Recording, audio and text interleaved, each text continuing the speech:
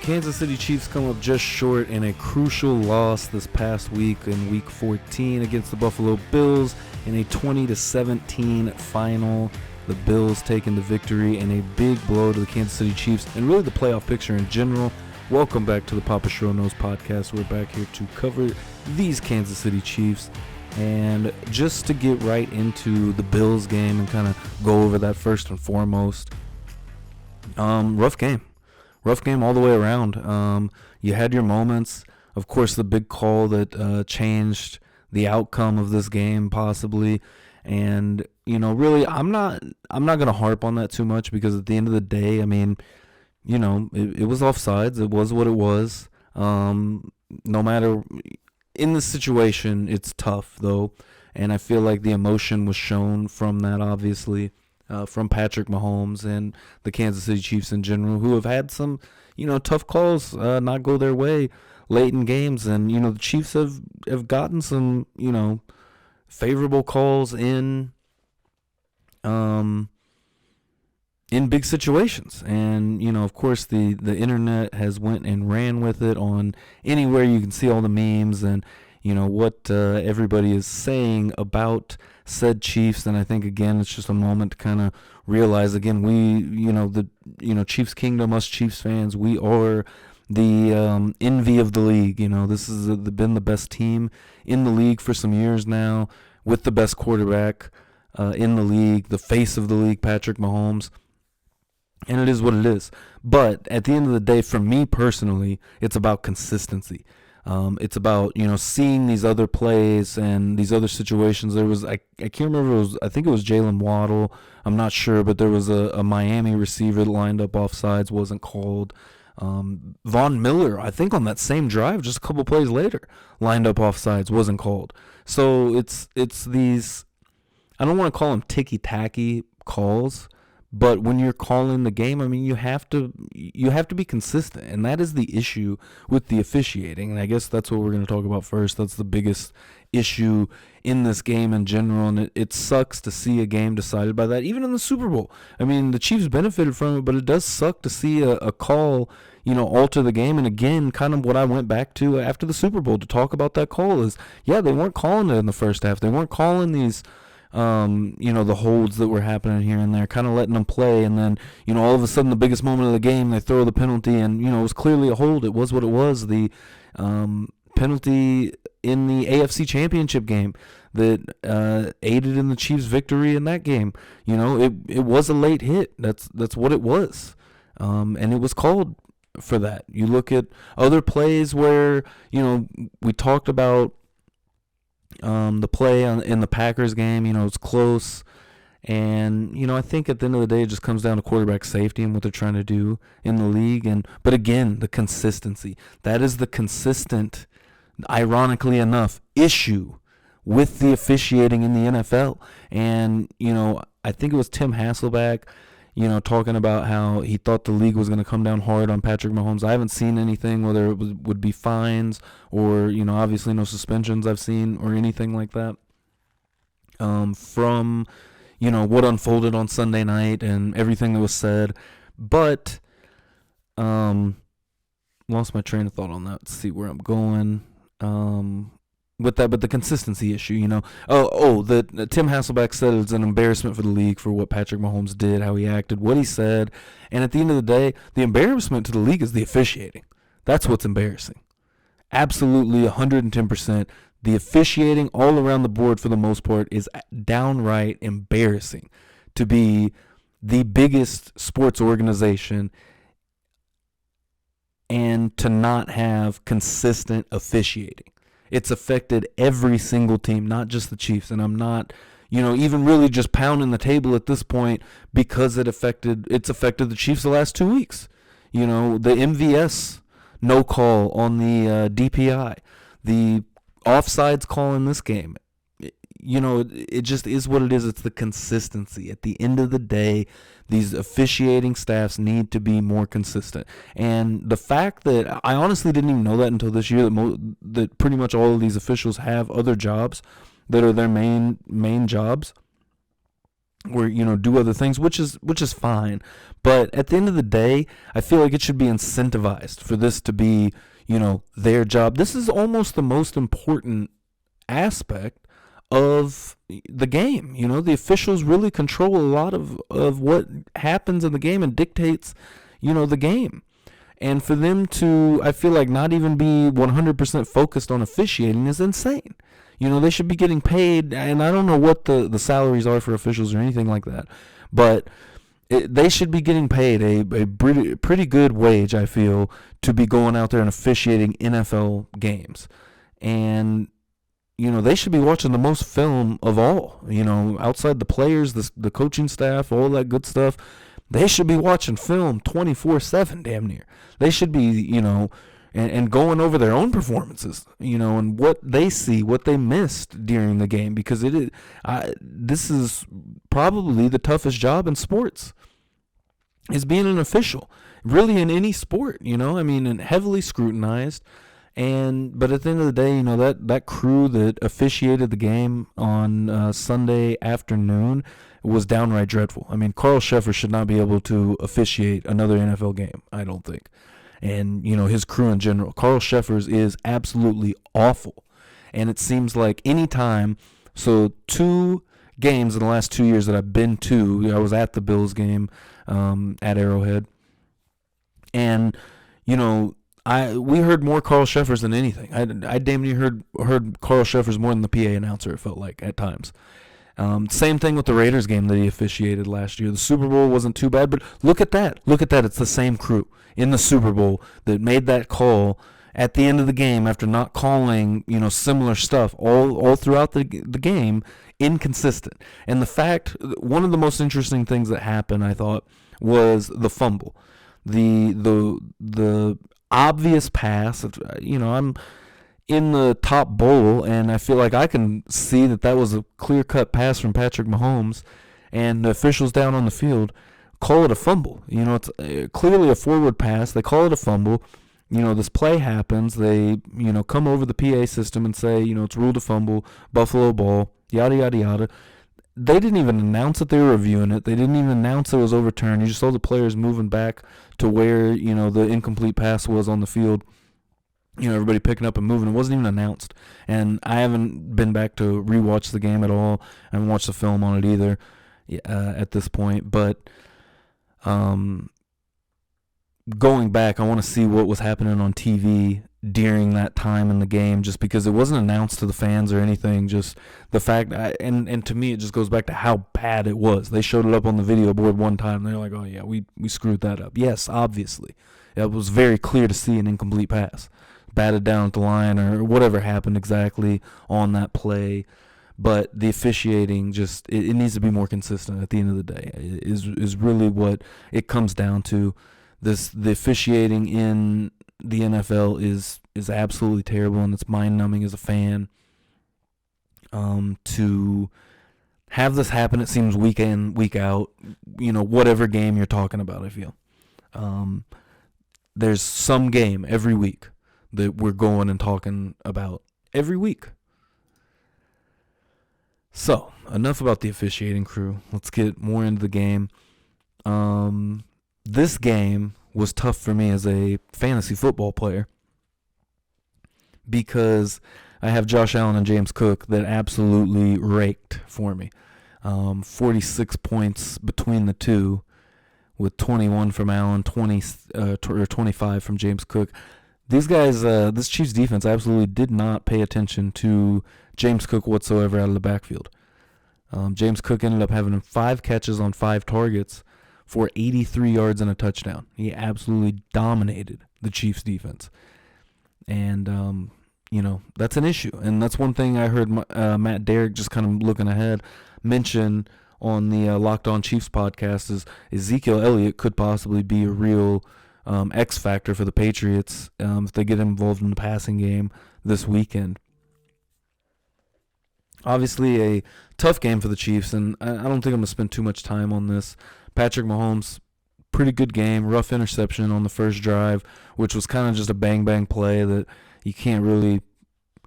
wouldn't say you can't fault him too much for, but it was what it was. It quickly happened, tipped up, caught, and had the interception, but 271 yards and a touchdown. Rashee Rice had a big game. He had the fumble. It seems like every big Rashee Rice game has come with a little bit of downside to it. And, he's still a rookie. Give him some time to develop, and I think next year he's going to be a really solid piece for the Chiefs. But, the Chiefs obviously have to go in here in the offseason and really reevaluate where they're at in the receiver room. And, their whole plan, has blown up right in their face. Believing in Kadarius Toney, believing that he could be wide receiver one. I don't want to say it's insane, but based on, the history of the health of not Patrick Mahomes, but the health of Kadarius Toney, you have to take that into account. You have to take that into account, and their whole plan blew up right in their face. 10 targets for both Rashee Rice and Travis Kelce in this game. Rice had 7 for 72 and a touchdown. Travis Kelce, 83 yards off 6 catches on his 10 targets. Of course, the one fumble for Rashee Rice in this game. Sky Moore, 1 target, didn't get a catch. Richie James had 1 catch on 2 targets. Watson had 18 yards on his 1 target he caught. MVS, 2 catches on 4 targets, 22 yards on the game. Toney had 25 yards.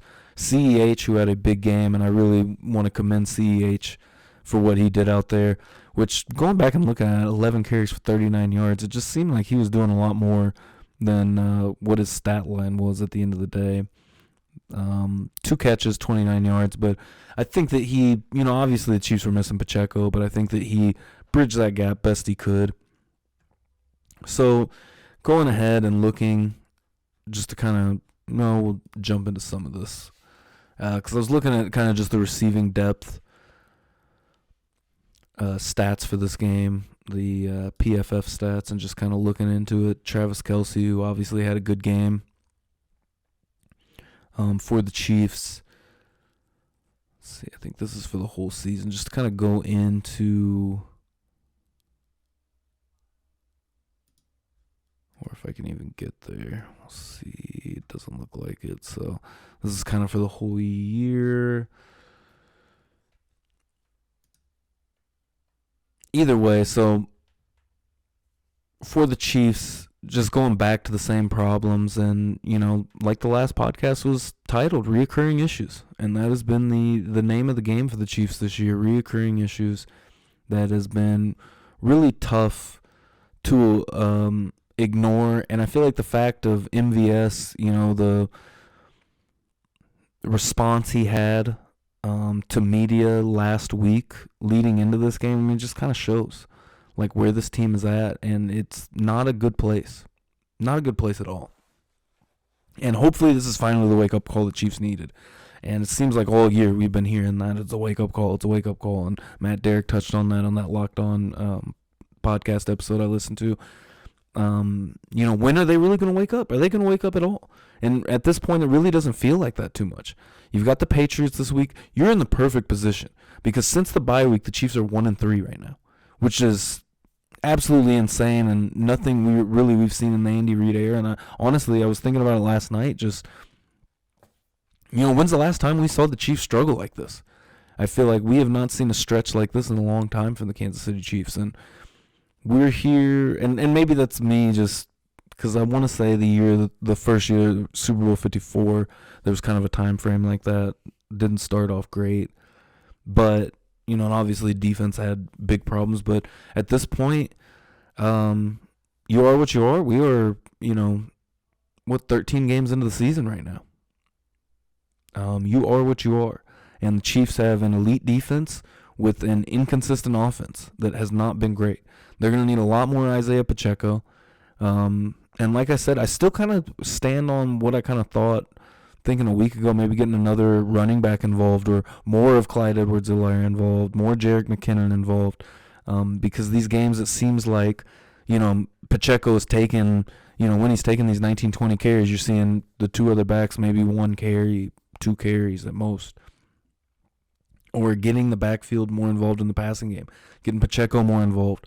McKinnon obviously bailed the Chiefs out a lot last year with that crazy stretch he had with, I think it was 6 games in a row with a touchdown. reception.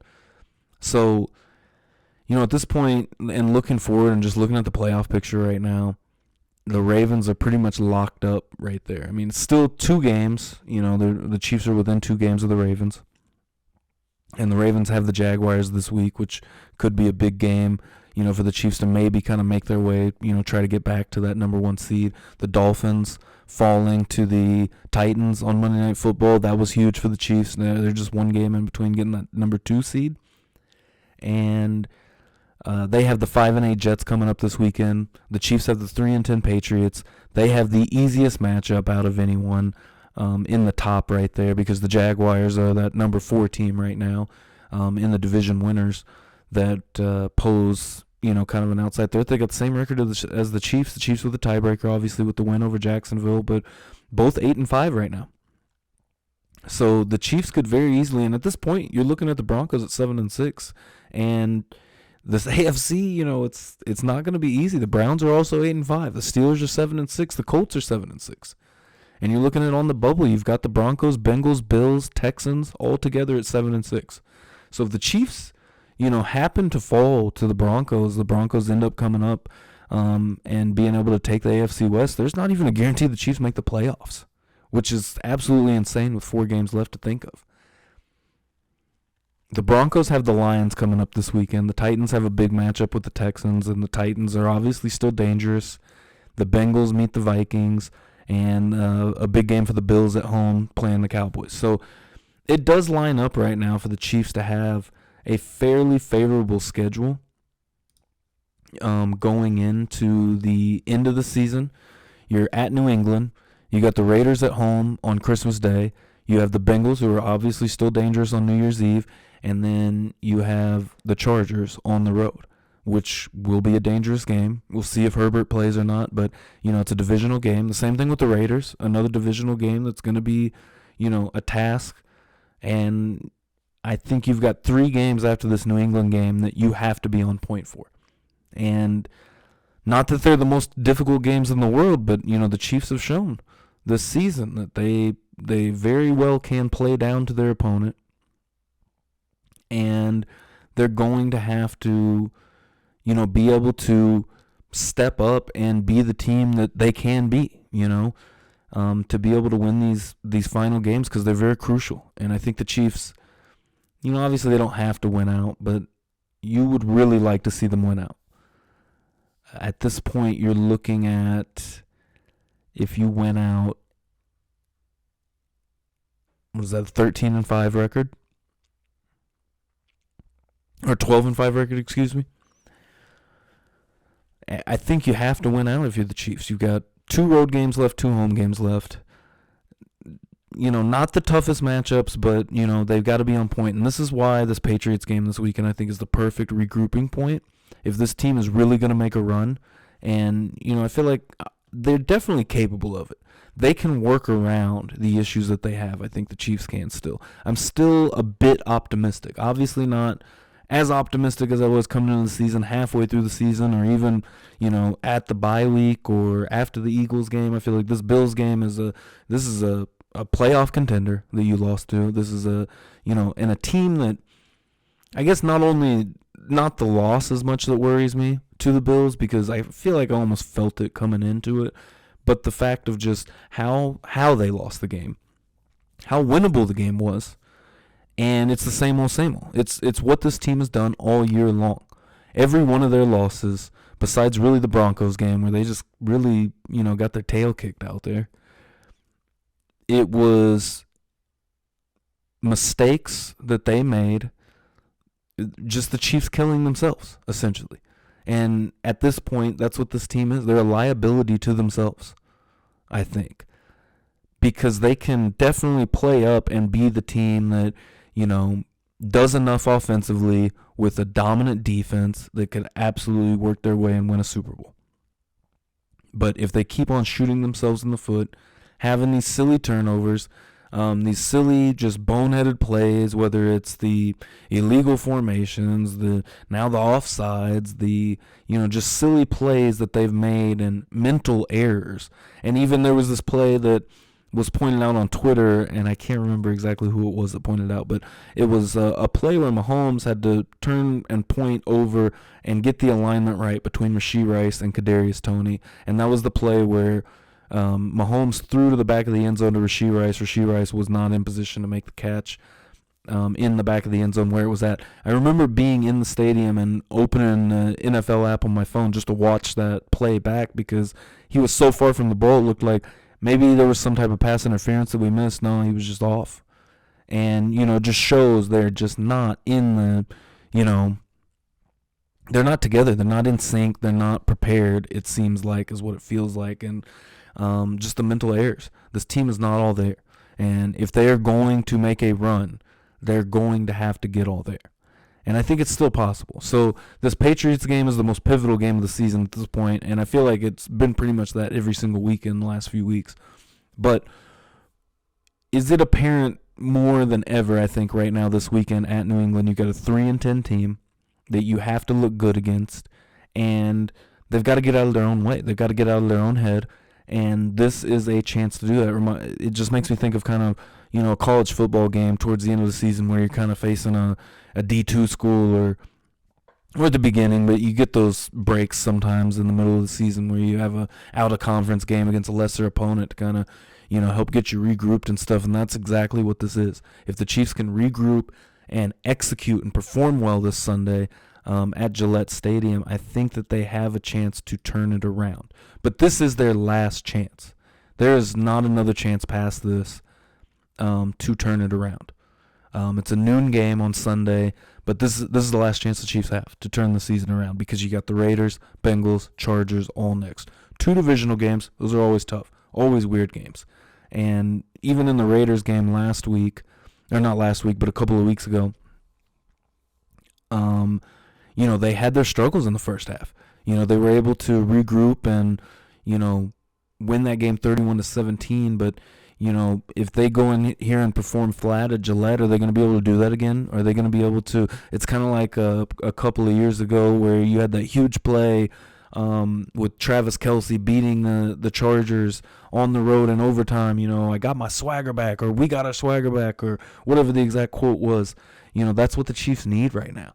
They need some type of performance that's going to, they need to go out there and put up 35 points, or at least have a game where they win by, 14, 20 points, somewhere around in there. They need a big game. They need the defense to be dominant on Sunday because this Patriots offense is not great. It has not been great all year. It's been one of the worst offenses in the league. And, Bailey Zappi working to try to turn that around. He had a really nice game a couple of weeks ago, and I can't remember who it was against off the top of my head, but he had a really good game. Or maybe that was the Thursday night game, actually, against Pittsburgh. Either way, in the last 2 weeks, Bailey Zappi has really performed well. And, the Chiefs need to combat that, knock this Patriots offense down, and this offense needs to be competent, at the least competent. They need to be able to put up a couple of touchdowns and a couple of field goals, at least 20 to 24 points out of this offense to me is a win. And to make it not make it look so difficult, because that's another thing. Even sometimes when they're scoring, when they're doing well, it's like, Jesus, it looks so difficult. And that's just what the Chiefs need to figure that out. They have to figure that out, and they have to get ahead and win a game in, good fashion. They need to look good, I think, on Sunday against the Patriots. Again, it's a 3-10 team. They are eliminated from playoff contention. The worst team in the AFC is who the Chiefs are playing this weekend. It has to change. And again, it's the last chance. So that's pretty much it from me. I just kind of I didn't really have a particular flow I wanted to go through on this podcast, but either way, I really appreciate if you listened and enjoyed. Podcasts available on Spotify, Apple Podcasts, Amazon, I believe, Substack, of course, papashroKnows.substack.com, on the YouTube channel. And if you're listening on one of these other platforms, go check out the YouTube channel, just Papa Schro. Got Chiefs film reviews. Getting ready to come out with a couple of those. But, plenty in the works. Some MMA stuff in the works. I'm really excited for this weekend. UFC 296, I believe, is the number. But huge fight this weekend. And man, why am I drawing? Colby Covington, Leon Edwards for the welterweight title. Pantoja defending the 125 belt as well. Huge weekend, so I'm going to try to get on, cover that a little bit. Another podcast, so look forward to that. As well as check me out on the socials, Papa Schro Knows, or at Papa Schro Knows on Instagram, Papa_Schro on TikTok, Papa_Schro on X, Twitter, whatever you want to call it.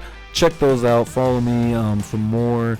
And again, more content rolling through the Chiefs season. We'll see where we go from here. Again, I feel like really the last chance for the Chiefs to really turn it around and right the ship. So we will see you next time. And other than that, go Chiefs.